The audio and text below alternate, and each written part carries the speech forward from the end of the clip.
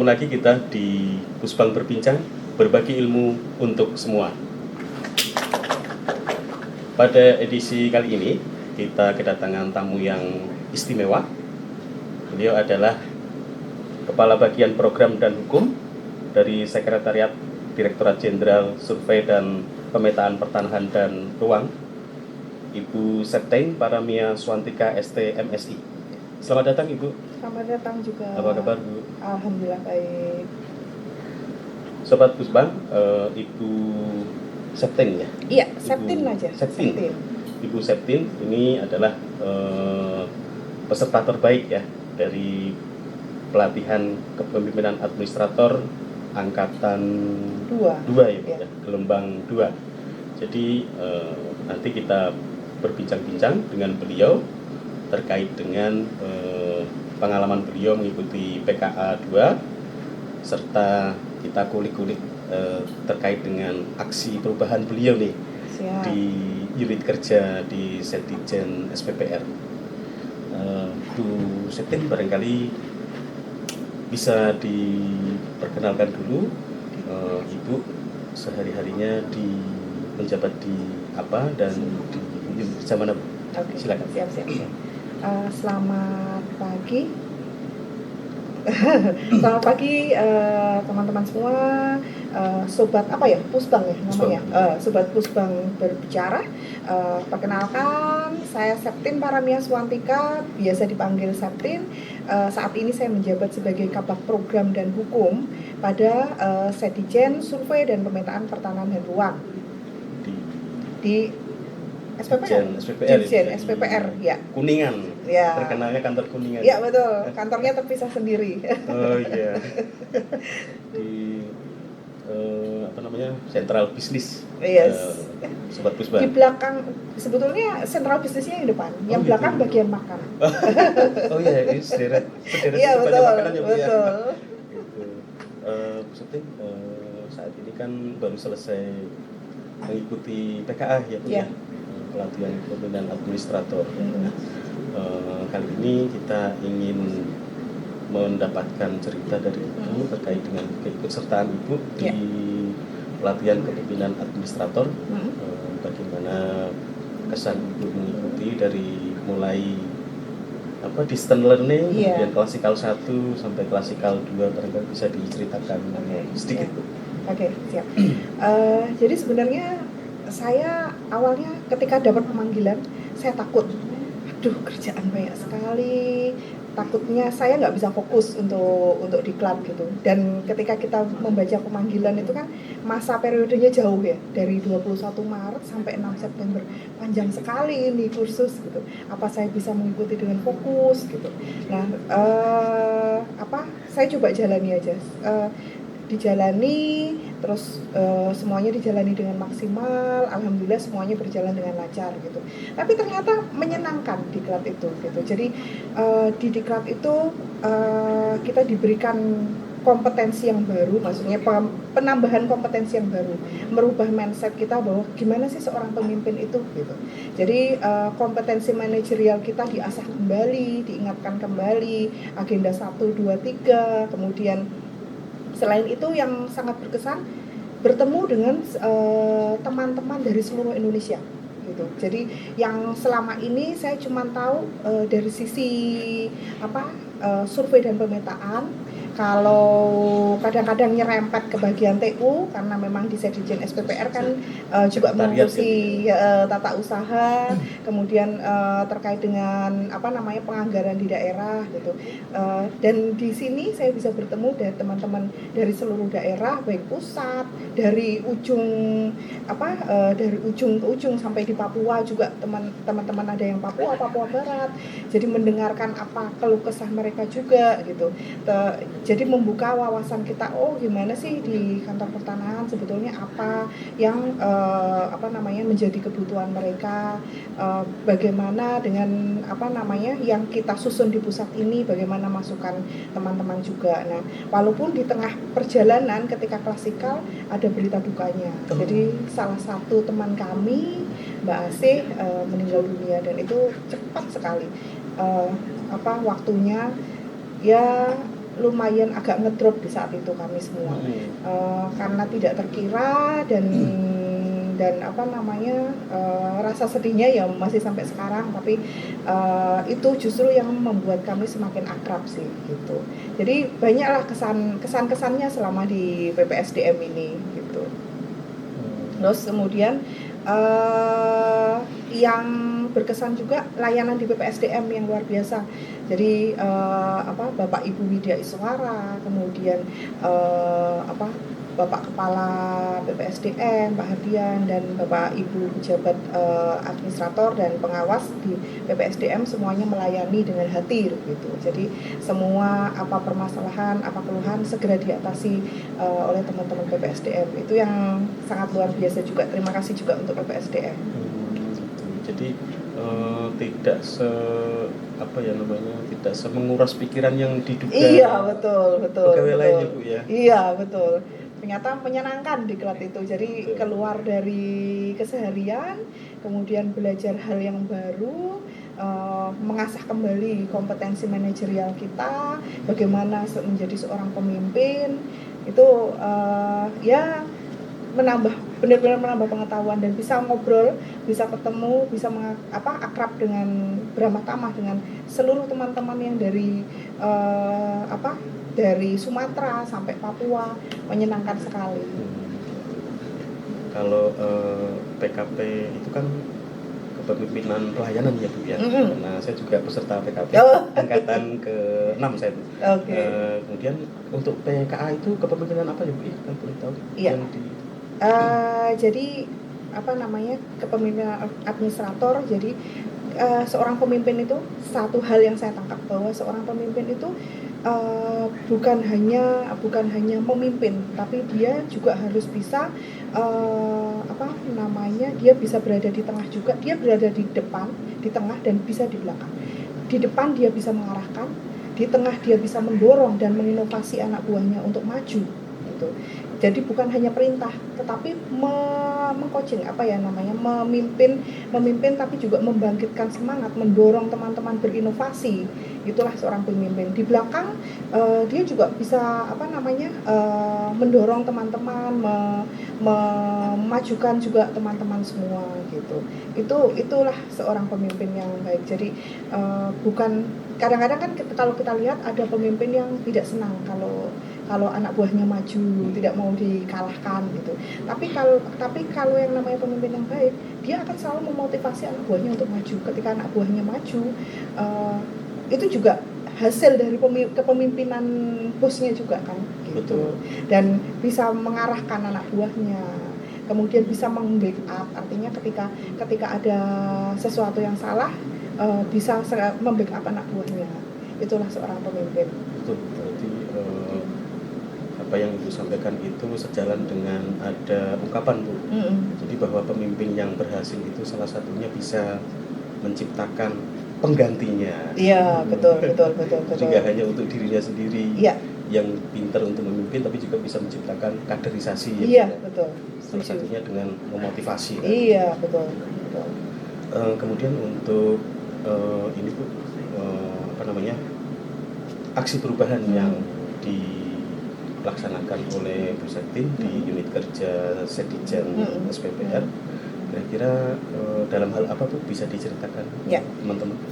Terkait dengan aksi perubahan kinerja organisasi, judul yang saya ambil yaitu percepatan penyediaan peta foto dalam rangka percepatan PTSL pada Kementerian ATR BPN gitu.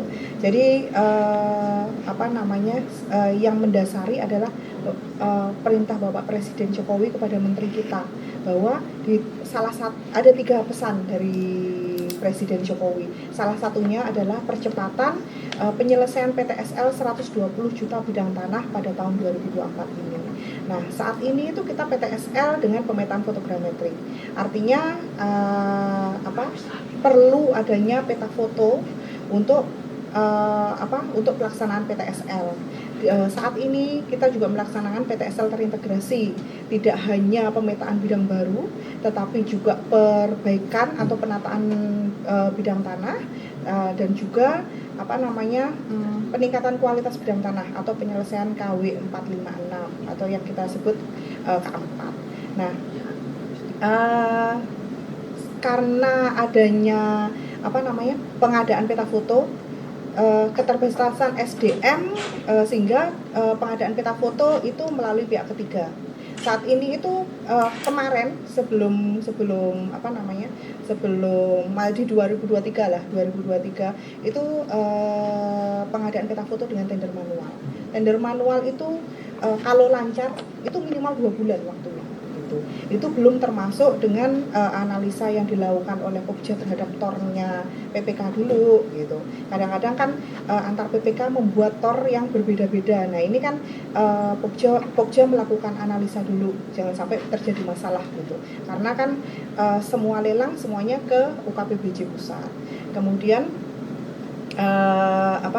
itu belum kalau terjadi gagal tender. Kalau gagal tender berarti diulang kembali, bisa memakan waktu 4 bulan paling cepat. Nah, di aksi perubahan ini diusulkan untuk pembuatan percepatan penyediaan peta foto dengan e-katalog sektoral gitu. Dengan e-katalog sektoral itu lebih cepat, sekitar 1-2 minggu sudah bisa kontrak. Dan itu efisiensi terhadap SDM-nya karena tidak perlu UKPBJ atau tidak perlu Pokja. Kemudian itu bisa langsung dilakukan oleh PPK masing-masing di masing-masing satker. Kemudian efisiensi biaya karena tanpa honor Pokja. Kemudian efisiensi waktu dari yang minimal 2 bulan sampai 3 bulan bisa selesai dalam 1-2 minggu. Iya. Dan hasilnya memang output ada 4 output jangka pendek yang ditargetkan. Jadi dari dalam 2 bulan masa implementasi selama 60 hari, yang pertama itu adalah minimal kontraknya 20 kontrak. Ternyata terrealisasi sampai 100 kontrak. Jadi penambahannya 100 kontrak, dari awal 6 kontrak menjadi 106 kontrak. Jadi ada penambahan 100 kontrak. Kemudian peningkatan jumlah bidang tanah, jumlah peta foto yang terupload pada peta dasar pendaftaran itu kemarin sampai 1,2 juta dari target 50.000 hektar. Kemudian jumlah bidang tanah terdaftarnya meningkat sekitar 2,4 juta bidang. Kemudian yang satu lagi terkait dengan realisasi PBT PTS luasan. Nah itu sekitar 1,5 juta hektar meningkatnya. Kalau kita bandingkan pada tanggal yang sama di 14 Agustus 2023 dan 14 Agustus 2024.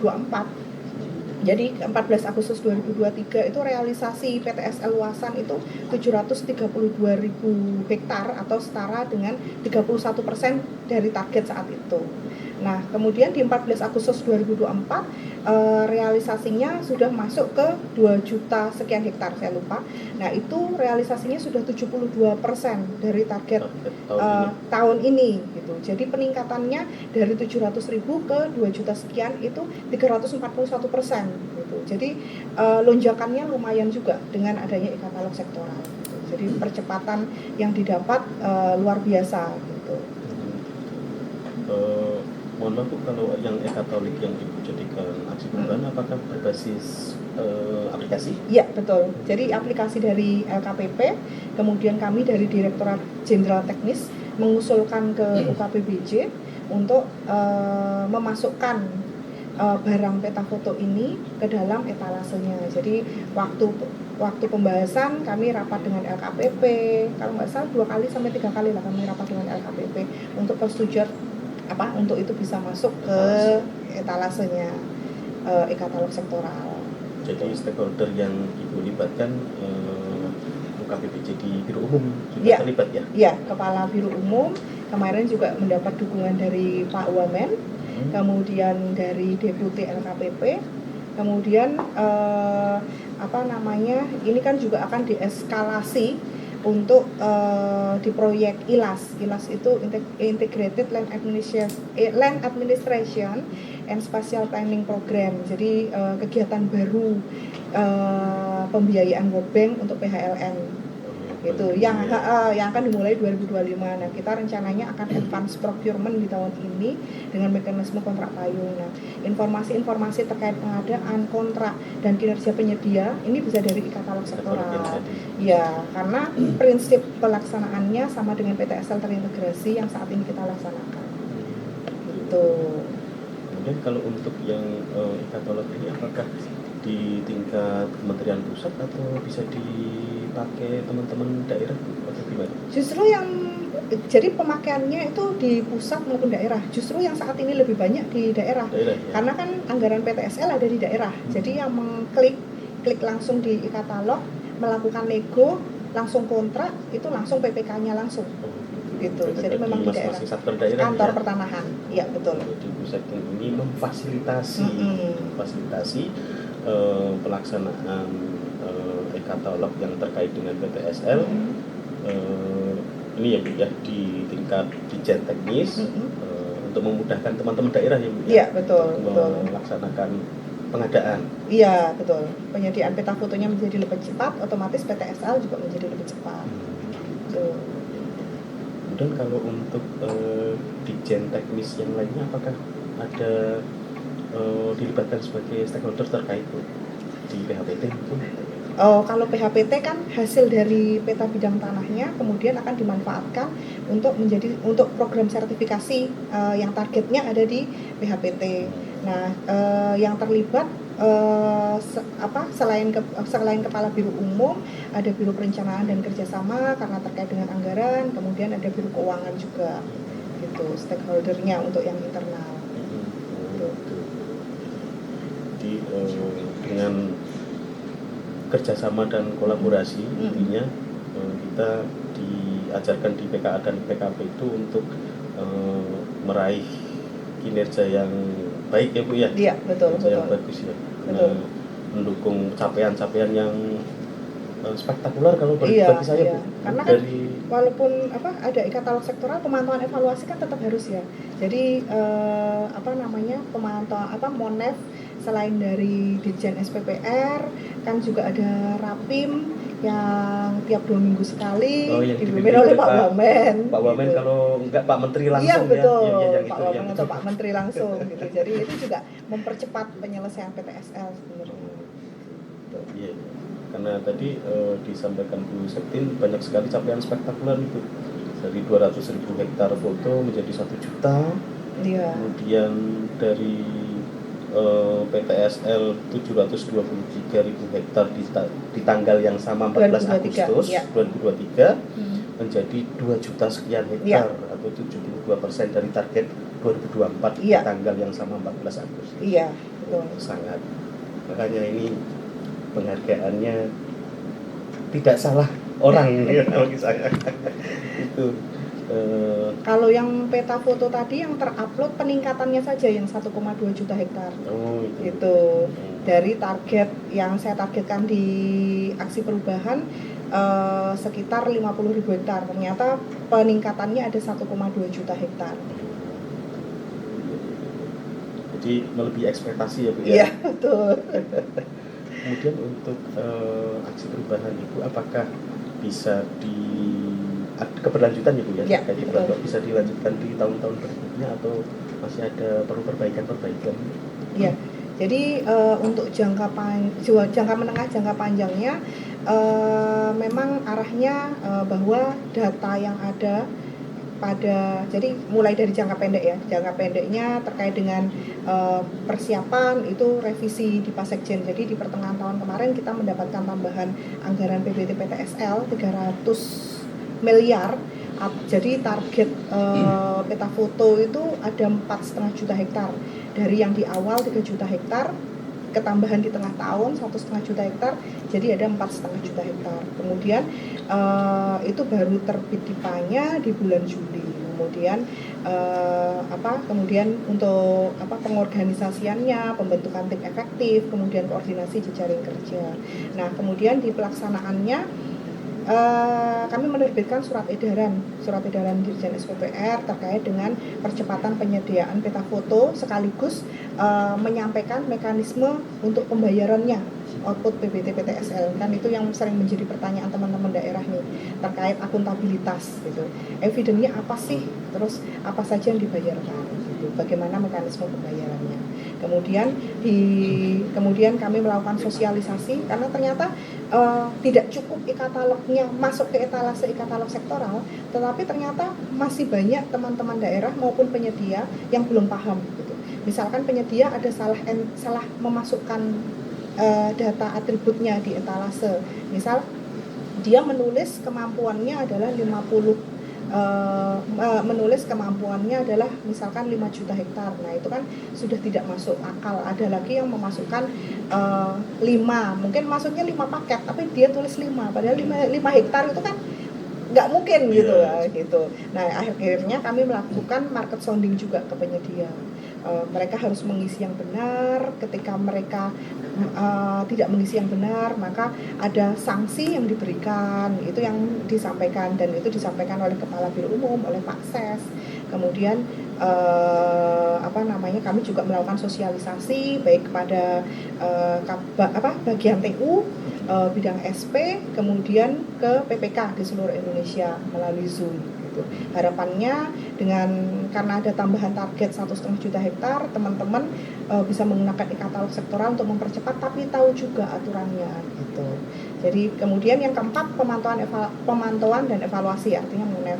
Jadi kita melakukan MONEV berkala baik dari Dirjen SPPR maupun dari Rapim MONEV kinerja yang dilakukan oleh pimpinan Pak Menteri atau Pak Wamen gitu. Jadi ini aksi perubahan itu, aplikasi e-katalog ini, e-katalog sektoral itu bisa dilanjutkan di tahun-tahun berikutnya ya. Ya. Nah, rencananya untuk jangka menengah dan jangka panjangnya, data terkait pengadaan, kontrak, kinerja penyedia kita gunakan untuk advance procurement yang akan dimulai tahun ini, untuk kegiatan PTSL terintegrasi yang dibiayai PHLN dengan loan baru pada program ILAS. Terus kemudian bisa digunakan untuk kegiatan survei dan pemetaan lainnya. Kemarin kami sudah rapat dengan teman-teman pengadaan tanah, karena mereka juga akan menggunakan e-katalog sektoral untuk pembuatan dan peremajaan peta ZNT.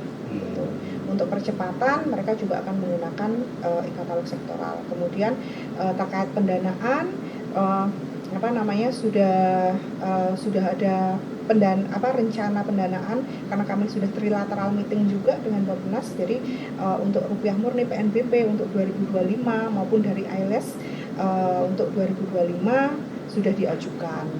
Tuh. Jadi sepertinya multi stakeholder ya Bu ya. Dari stakeholdernya mantap-mantap nih. World Bank juga. Iya, ada World Bank Bappenas, Kemenko juga kan. Kemenkeu, Keuangan, Kementerian Keuangan, DJA. Yang Marves enggak? Enggak. Karena kita kan ini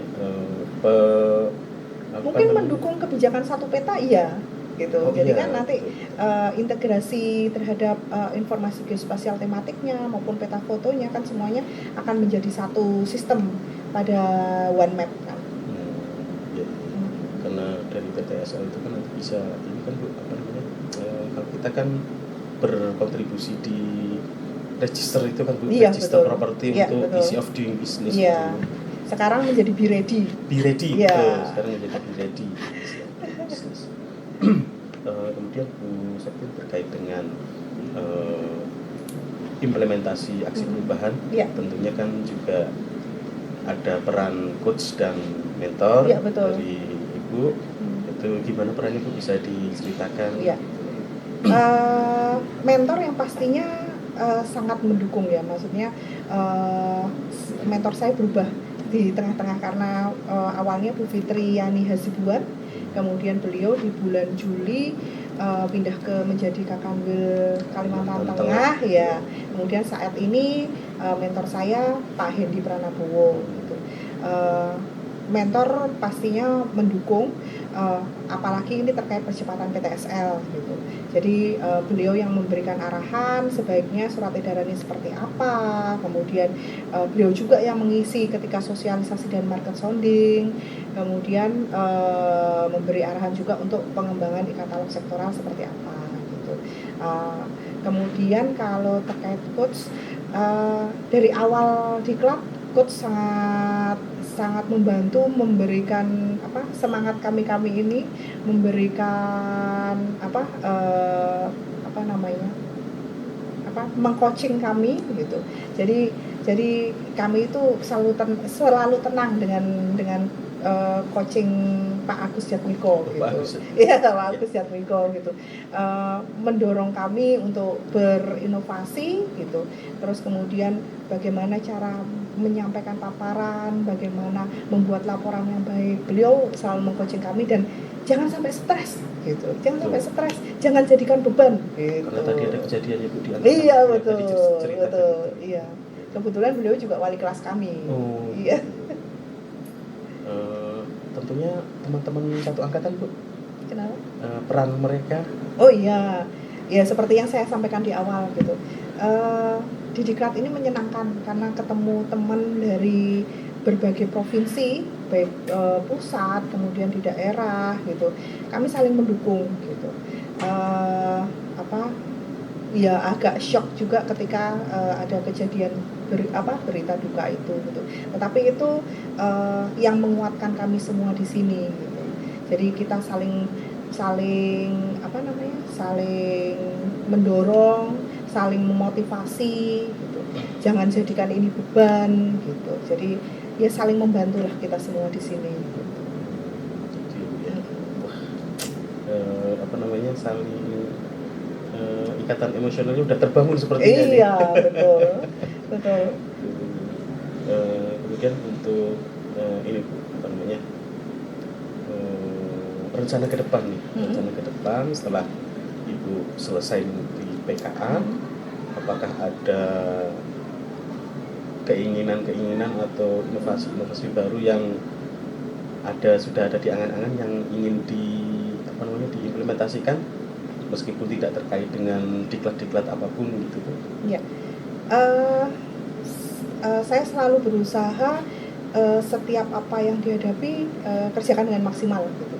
Jadi sama seperti ketika masuk diklat takut nanti nggak bisa gitu, tapi coba semuanya berusaha dijalankan dengan maksimal gitu. Selama hidup kan kita harus terus belajar berusaha maksimal gitu. Teknologi juga semakin maju, kita harus terus belajar juga. Apalagi dirjen saya Pak Virgo selalu menantang kita semua di SPPR. Bahkan sampai sekarang ini beliau ada beyond kadaster, artinya kita ketika sudah semua lengkap kita maju untuk ke langkah yang ke depan lagi. Kita akan masuk ke pemetaan digital twin gitu, 3D. Saat ini kita sedang membangun database-nya untuk 3D, kemudian pemetaan apartemen juga sedang kita lakukan saat ini untuk database apartemennya.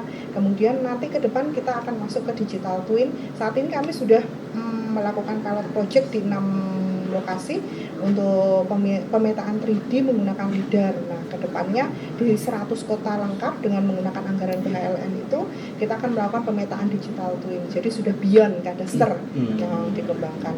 Nah, saat ini juga kita juga banyak mengembangkan AI gitu, artificial intelligence, kecerdasan buatan. Jadi untuk mempermudah pekerjaan kita.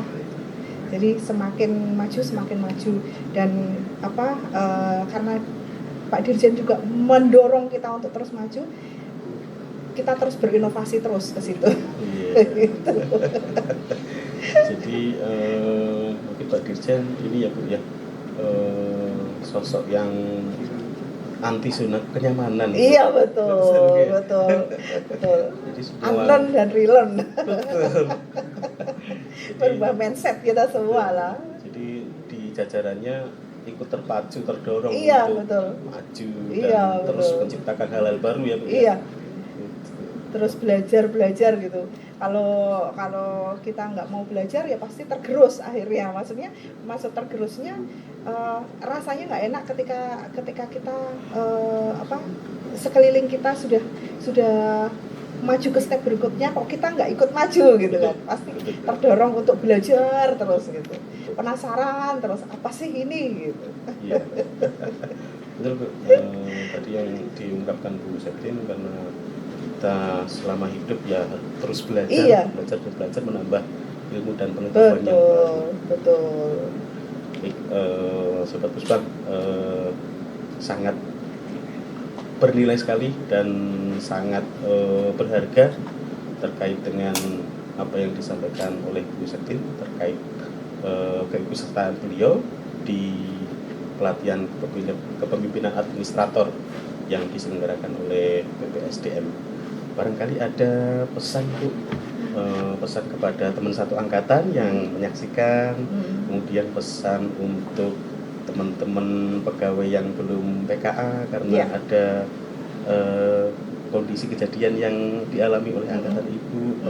Kemungkinan kan ada ini ya, pemikiran mungkin berpikirnya terlalu keras atau bagaimana, padahal kan tidak seperti itu. Iya, betul. Silakan Ibu menyampaikan pesannya. Iya. Untuk teman-teman PKA angkatan 2 tahun 2024, semoga persahabatan tetap terjalin dan semoga tetap sehat, makin sukses ke depannya untuk teman-teman semua. Kemudian untuk teman-teman yang belum mengikuti diklat PKA, jangan takut karena ternyata diklat itu tidak semenakutkan yang kita bayangkan gitu. Diambil santai, dijalani dengan jangan stres, dijalani semuanya dengan maksimal gitu.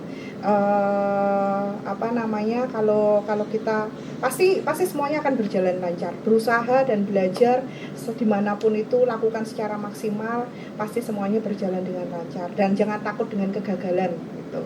Karena kegagalan itu kunci sukses untuk meraih keberhasilan gitu.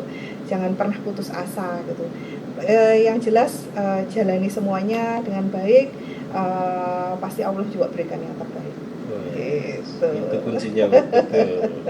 Baik, terima kasih Bu Septin sekali lagi atas waktunya dan kesediaannya mau mampir di Pusbang Berbincang. Terima kasih juga. Langsung dari lantai 6 Pusbang SKATP. Semoga nanti Ibu sekembalinya ke unit kerja bisa tetap melanjutkan aksi perubahan yang telah dilaksanakan dan bisa membawa kebaikan dan kemajuan bagi Ditjen SPPR dan Kementerian ATR BPN. Terima kasih juga Mas Dwi atas undangannya. Terima kasih Sobat Pusbang dan terima kasih juga untuk PPSDM, semangat melayani terus untuk PPSDM dan Pusbang. Terima kasih Bu Septin, sampai ketemu di lain kesempatan lagi. Terima kasih. Sobat Pusbang SKTP, demikian perbincangan kita dengan Bu Septin, salah satu peserta terbaik PKA Angkatan 2 Gelombang 2. Kita ketemu lagi di acara Pusbang Berbincang edisi lain. Pusbang Berbincang, berbagi ilmu untuk semua.